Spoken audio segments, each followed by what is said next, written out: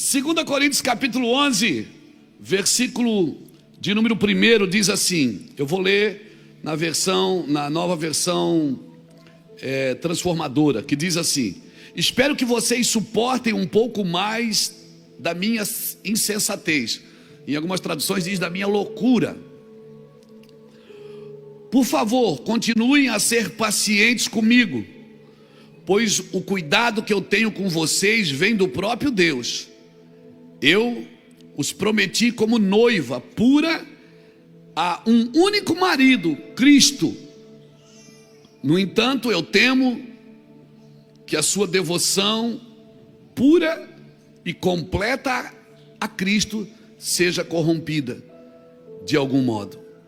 Como Eva, que foi enganada pela astúcia da serpente, vocês também aceitem de boa vontade o que qualquer um lhe diz, mesmo que anuncie um Jesus diferente daquele que lhe anunciamos, ou um espírito diferente daquele que vocês receberam, ou boas novas diferentes daquele em quem vocês creram.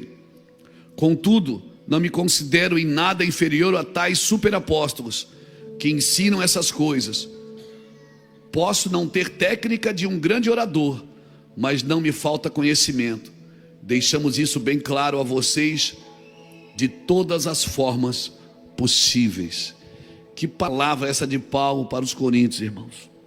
Eu receio que assim como a serpente enganou a Eva com a sua astúcia, assim também seja corrompida a vossa mente e se aparte da simplicidade e pureza que há em Cristo.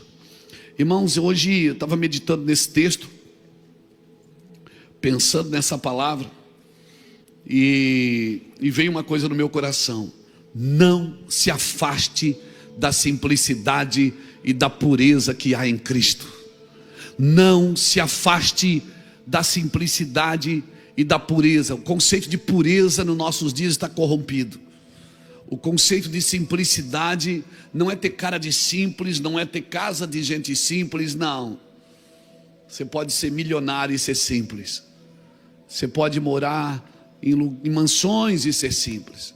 Jesus deixou claro que quem aprende com Ele é simples. Aprendei de mim, porque sou manso e humilde de coração, e assim encontrareis descanso para as vossas almas. Então, é impossível uma pessoa que anda com Cristo, que nasceu de novo, que vive na prática do Evangelho, não só na teoria, mas na prática, que pratica o Evangelho com integridade, é impossível que ela não seja simples, e é impossível que ela não busque pureza. Pureza, irmãos. Às vezes a água está limpa, mas ela não está pura. A água limpa, você olha e vê a garrafa, a água dentro da garrafa ela está limpa, mas só sabe que está pura quem experimenta. Deus conhece os nossos corações, a nossa mente. Deus conhece os nossos olhos. Deus mede as nossas intenções. Quando eu li esse texto esses dias atrás, comecei a escrever sobre isso, e o Senhor Paulo falando para os coríntios: eu temo que alguns de vocês, ele disse, percam a simplicidade e a pureza que há em Cristo. E assim como a Eva foi enganada pela astúcia da serpente, vocês também sejam enganados e saiam da vossa simplicidade. É possível viver uma vida abastada, irmão, uma vida boa e viver em simplicidade. Simplicidade e humildade não é pensar menos de si, é pensar menos em si. Uma pessoa humilde, ela não pensa menos de si, ela sabe que ela é ousada, ela pode ser resiliente, ela pode ser impulsiva, ela pode ser perseverante e ser humilde. Humildade não é pensar menos de si, é pensar menos em si. Uma pessoa humilde, ela não pensa só nela. Tudo que ela faz tem um plano coletivo, está sempre pensando em alguém. Não pensa só no seu umbigo, não olha para os outros a partir dela, ela olha para os outros a partir de Cristo. Então as Escrituras têm tudo que eu e você precisamos. E muitos de nós temos falado o quê? O que sabemos, não o que Deus está falando. Muitos de nós falamos o que sabemos, não o que Deus está falando. Tem coisas que Deus diz de você E Ele sabe como você é, como eu sou, mas Ele diz, você não vai falar isso de você. Por isso que a Bíblia diz, diga ao fraco, eu sou forte. Diga ao fraco, eu sou forte. Ele está dizendo, você sabe que você é fraco, mas não diga isso, diga que você é forte. Pastor, não soa como hipocrisia? Vai falar isso com Deus, irmão. É Deus que está mandando. Mas se eu sou fraco, eu tenho que dizer que eu sou forte. Mas por que eu tenho que dizer? Porque Deus disse para você dizer. Como é que é? Deus disse. Porque o que importa não é o que eu sei a meu respeito, é o que Deus disse a meu respeito. Então eu falo o que Deus diz. Um povo, como eu disse no começo, que não se frustra, que não se fere, que não se machuca, que não tem fraquezas, que não luta contra as suas fraquezas, é um povo que vai se tornar cada vez mais fraco. Um povo forte é aquele que está na labuta, irmão. É um povo forte é aquele que está labutando. Tem até uma história de um pescador que eu li. Ele era pescador de salmão. E o salmão você pega na linha, né? Aqueles barcos que pescam o salmão. Só que quando ele chegava no cais para descarregar o salmão, a maioria do salmão estava morto dentro do tanque. E eles inventaram várias coisas, porque o salmão tinha que chegar vivo no cais. Para quê? Para a carne do salmão não ficar rígida, ficar macia. Aí eles tentaram várias técnicas, para o salmão chegar vivo no cais, e não chegava, irmão. Aí um pescador daqueles, gente simples, ele dizia, eu sei como deixar o salmão vivo até aqui. Como? Bota um bagre aí dentro do tanque. Por quê? Porque bagre gosta de um salmão. E eles botaram o bagre dentro do tanque. E o salmão, para não morrer, não ser comido pelo bagre, não morria. Ou seja, enquanto ele estava lutando com o bagre, ele estava vivo. Você imaginou se você não tivesse essa lutinha?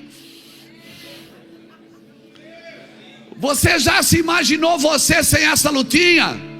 Já estava morto. Mas porque você tem essa lutinha, você está vivo. Aleluia. E quando Cristo voltar, você vai estar vivo. Porque quem está vivo nunca morrerá. Mesmo que você esteja lá no cemitério da fazenda, você vai estar vivo. Essa é a esperança do cristão. Deus nunca pega leve em quem Ele investiu pesado. Se Deus investiu pesado na sua vida, Ele não vai pegar leve com você, meu irmão. Aquele que é muito dado, muito é exigido. Você fica orando, Deus me levanta, Deus me dá vitória, Deus me dá dinheiro, Deus, eu quero fazer. E Deus diz, tá bom, eu vou fazer, mas eu vou pegar pesado com você também. Vai parar? Vai desistir? Vai recuar? Nós não somos daqueles que retrocedem para a perdição, somos daqueles que avançam para a vida eterna. Já pensou você sem essa lutinha? Lutinha, pastor? Uma batalha miserável dessa? Mas em todas essas coisas nós somos mais do que vencedores. Não é sem elas, não é longe delas, não é fora delas, é no meio delas. Aleluia! Aleluia!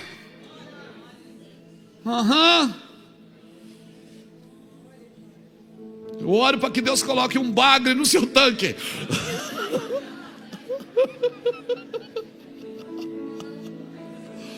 Que é um sushizinho. Eu oro para que Deus coloque um bagre no seu tanque. Tem uns daqui que eu estou olhando, deve ter uns 4, 5 bagres já no seu tanque. Aleluia. Querido, por isso o único alimento do seu espírito é a palavra de Deus, é a vida de Deus na sua vida. Aleluia. Não se distraia com as coisas dessa terra. Então o que eu faço? Lembre as trevas, o que Jesus fez na cruz. Acorda de manhã e fala todo dia com as trevas. Diz, ó morte, onde está a tua vitória? Tragada foi a morte pela vitória. Lembre as trevas do que Jesus fez na cruz. Lembre os seus problemas. Quem é vencedor? Mas não, a gente fica flertando, irmãos. São dias de lembrar as trevas o que aconteceu na cruz. Minha pergunta para você é: quanto tempo faz que você não tira uma moeda da boca do peixe? Como assim? Quanto tempo faz que você não caminha sobre as águas? Como assim, pastor? Quanto tempo faz que você não experimenta algo sobrenatural? Você está muito racional, mano. Você tem que entender que a fé é uma loucura. Quanto tempo faz que você não vê um milagre acontecer dentro da sua casa porque você não ora, prefere reclamar do que orar? Quanto tempo faz que você não vê as coisas dando certo porque você prefere criticar do que abençoar? Quanto tempo faz que você não ora por uma geladeira vazia? Quanto tempo faz que você não experimenta algo sobrenatural? De você orar, fechar os olhos e dizer: Deus, eu creio, meu Pai, que vai acontecer isso, vai. E quando você abre os olhos no outro dia, as coisas começam a cair. Hein, irmãos? Quanto tempo faz, irmãos? Coisas pequenas que a gente não presta atenção. Esses dias aqui na igreja, o saldo da igreja estava zero. Nós tínhamos uma conta para pagar aquela semana de 70 mil reais. Irmão, daqui a pouco não entrou 70 mil reais na conta. Não foi? 78, acho que a pessoa deu até o dízimo que a gente tinha que dar. E quem é que foi? Ligamos para meio mundo para descobrir quem era, porque não sabia quem era, porque a pessoa não avisou. Entrou, aí fomos nos saldos, nos depósitos. Aí descobrimos: missionário oculto. Por que eu estou falando isso? Porque Deus é bom. Nós não fomos pedir dinheiro para ninguém, a gente só orou: Deus, está nas tuas mãos, nós somos teus. Essa casa é tua, é para fazer a tua vontade, a tua obra. Ninguém está aqui por dinheiro, não. Quanto tempo faz que você não prova algo sobrenatural? Quanto tempo faz que você não abençoa Jesus? Tem gente que queria ter um carro que nem o meu. Tem gente que está indo trabalhar de bicicleta porque não tem o dinheiro para comprar um carro. Eu tenho esse carro. Ele quebra, Senhor, mas ele é tão parceiro. Quanto tempo faz que você não abençoa as coisas que você tem? Estou falando com você, irmão. Eu temo que assim como Satanás enganou Eva, oferecendo facilidades, oferecendo poder pessoal, negociando, nós também sejamos enganados. Eu vim aqui dizer nessa noite para você que Deus quer fazer uma aventura com você. Não, você não entendeu. Deus quer fazer uma aventura com você. Você vai acordar no meio da noite, você vai dobrar o seu joelho, vai orar e vai pedir para Deus: Senhor, me liberta de algumas coisas que eu penso que eu já sei, porque eu já sei, eu não entro em coisas mais profundas. Senhor, me liberta de coisas que eu já experimentei, porque eu já experimentei, eu acho que não tem mais nada novo debaixo do céu. Mas eu quero experimentar algo novo, Senhor. Eu não quero me comprometer com aquilo que eu quero ouvir, mas eu quero me comprometer com aquilo que o Senhor quer falar comigo. Como é que eu vou viver isso, pastor? Dizendo não a todo caminho que não é de Deus, rejeitando todas as ofertas que o diabo vem oferecendo. Não aceite as mesmas ofertas que Jesus rejeitou. Você sabe que hoje Satanás ele tem adotado os mesmos métodos que Jesus rejeitou? Que métodos? Garantia de poder, garantia de influência, garantia de domínio, garantia de sucesso por conveniência. Foi essas coisas que o diabo ofereceu para Jesus: se tu me adorares, eu te darei. Se tu te prostrar e me adorar, você vai ser o dono de tudo. Mas diabo, ele já era dono de tudo. Nós não podemos aceitar as ofertas que Jesus rejeitou, irmãos. Essa obra ela tem que ser feita do jeito de Jesus e não debaixo das ofertas do diabo.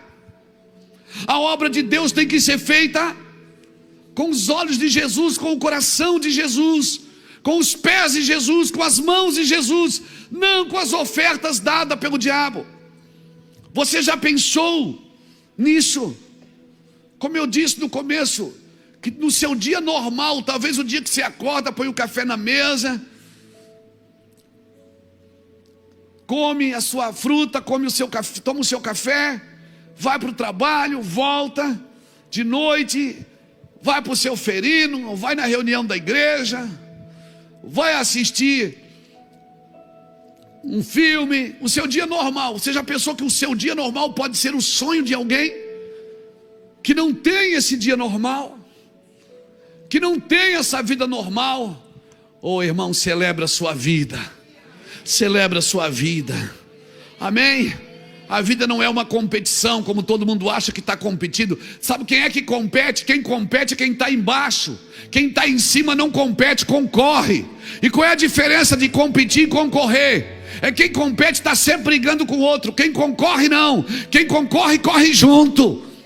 Concorrer é correr junto. Não perca seu tempo competindo com coisas que não dizem respeito a Cristo. Tantas informações da terra têm nos tirado da realidade do céu. Você vive uma realidade no céu, amém, irmãos? Amém? Jesus morreu na cruz para te dar vida. E se você já está em Cristo, essa realidade é para a sua vida, é para a sua casa. As coisas velhas se passaram e tudo se fez novo. O que é que o Senhor está dizendo? Eu estou dizendo que quem vive em Cristo, o céu já começou para ele. O reino dos céus, o reino de Deus está dentro de vós. O céu já está aí. Fala isso para uma criança. Diga assim, ó, Deus te deu poder. Você viu uma criança tocando aqui, sem ligar nada. Aí ele sentou ali no chão e disse, daí? Ele disse, estou cansado. Eu disse, está cansado? É, estou cansado. Eu disse, pô, arrebentou hoje, hein, mano? Quebrou tudo, tocou muito. Ele disse, eu sei. Alguém disse, que criança soberba. Não. Sabe quem é e sabe o que está fazendo. O violãozinho dela não precisa estar ligado. Ela sai som do seu coração, irmãos. Sai som da sua vida. Fala isso para uma criança. O céu já começou para você. Ela acredita, Rafa.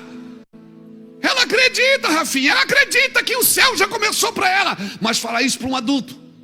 Ó, o céu já começou. Ele diz, céu, essa vida é um inferno. E ainda é crente. Ele é capaz de provar para você que mesmo vivendo na igreja, vivendo com Cristo, a sua vida é um inferno. Não, irmão, a sua vida não é um inferno. Deus morreu para te dar vida e vida com abundância. E se tem alguma coisa errada acontecendo, foi você que fez isso.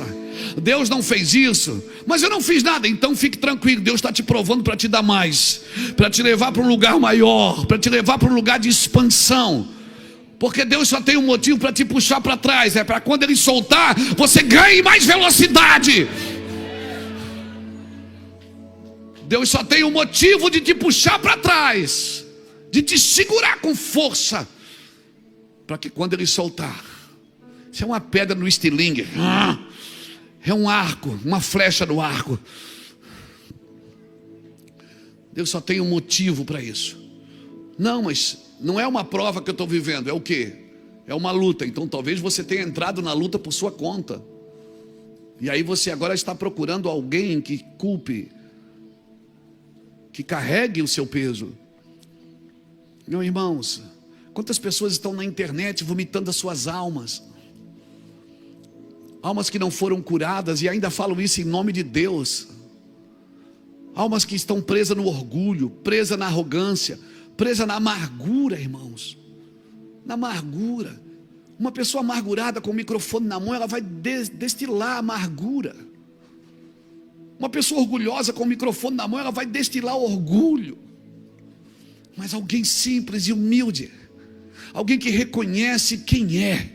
Deixa eu te falar, Deus te chamou, te levantou, E está zelando para que você não seja enganado pelo diabo, para que você não troque tudo que ele te deu por algumas oferendas de Satanás. Ele te chamou, te capacitou.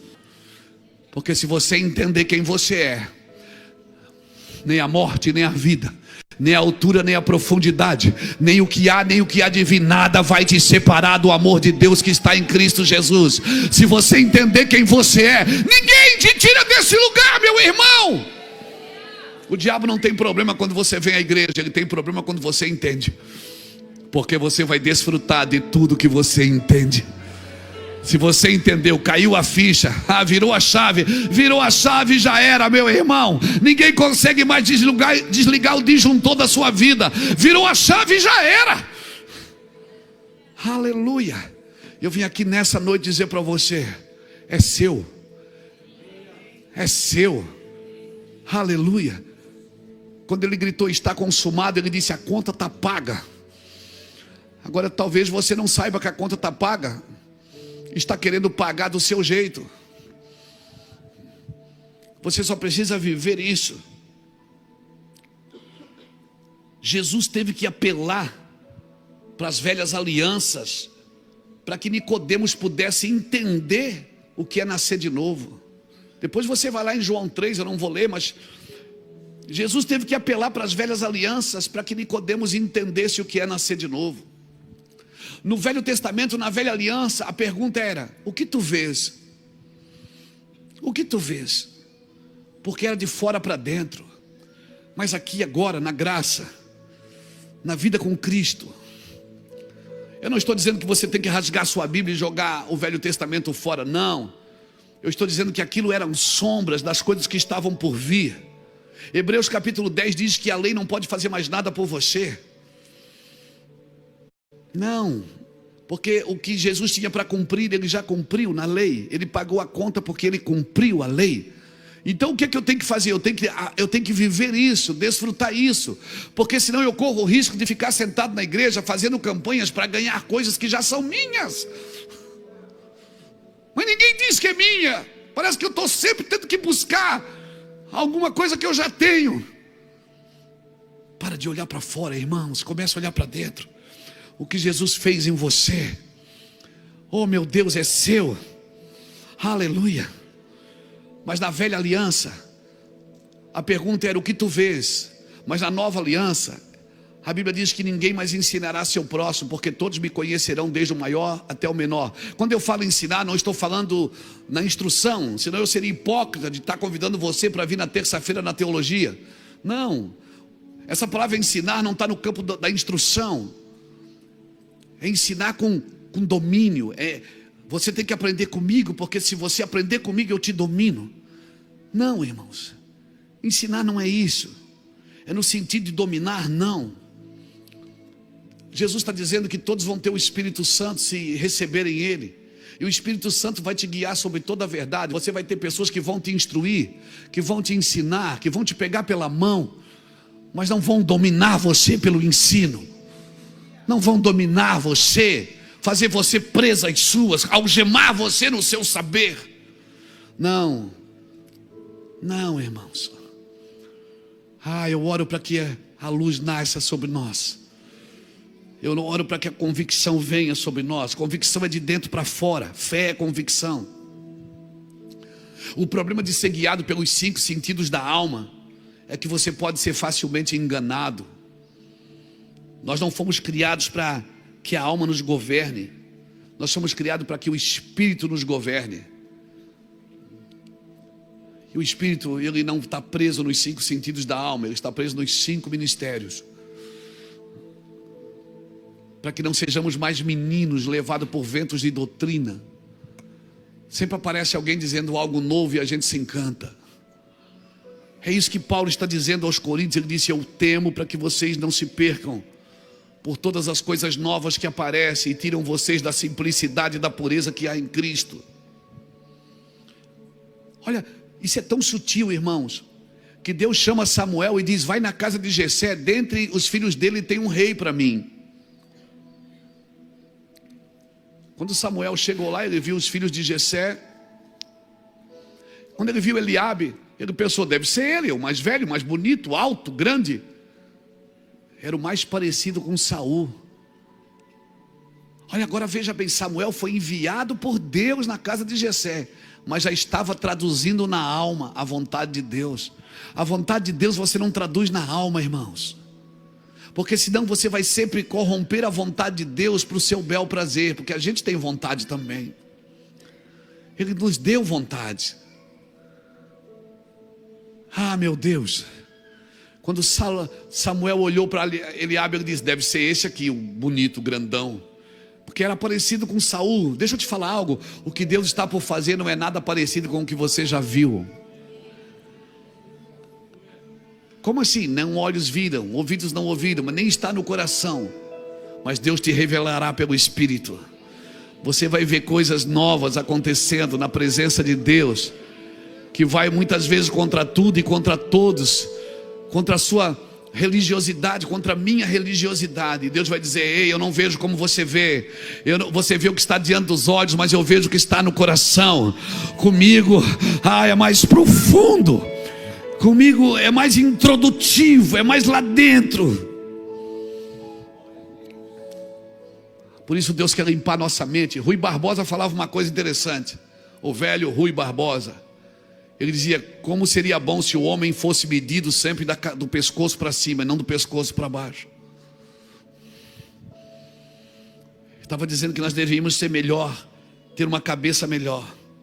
Eva foi enganada pela alma. Minha pergunta é, por que Deus falava em sombras no Velho Testamento? Porque o espírito do homem estava morto.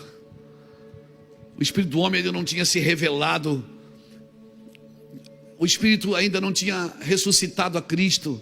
O espírito ainda não tinha descido em Pentecostes. Então os homens tinham uma teofania, não tinham o cabode, o peso da glória de Deus. Eles viviam experiências de teofanias, de movimentações, de feitos. Eles viam os feitos de Deus, mas o Espírito não habitava neles. O primeiro que carregou o Espírito em si foi Cristo. E a partir de Cristo, e Jesus deixou claro, ele disse, eu vou ao Pai. Ele não disse, eu vou para o céu. Ele disse, eu vou ao Pai, e eu não vos deixarei órfãos. Eu vou enviar o meu Espírito, e Ele vai habitar em vocês. Ele vai guiar vocês sobre toda a verdade. E ninguém mais ensinará vocês. Se alguém aqui de fora ensinar algo que não está aqui dentro. Agora, por favor, não traduza ninguém na alma, porque na sua alma você vai dizer, eu não gosto disso. Mas a questão de Deus não é se você gosta ou não, é se nós queremos viver a verdade. Porque se não gostamos da verdade, talvez não haja verdade em nós.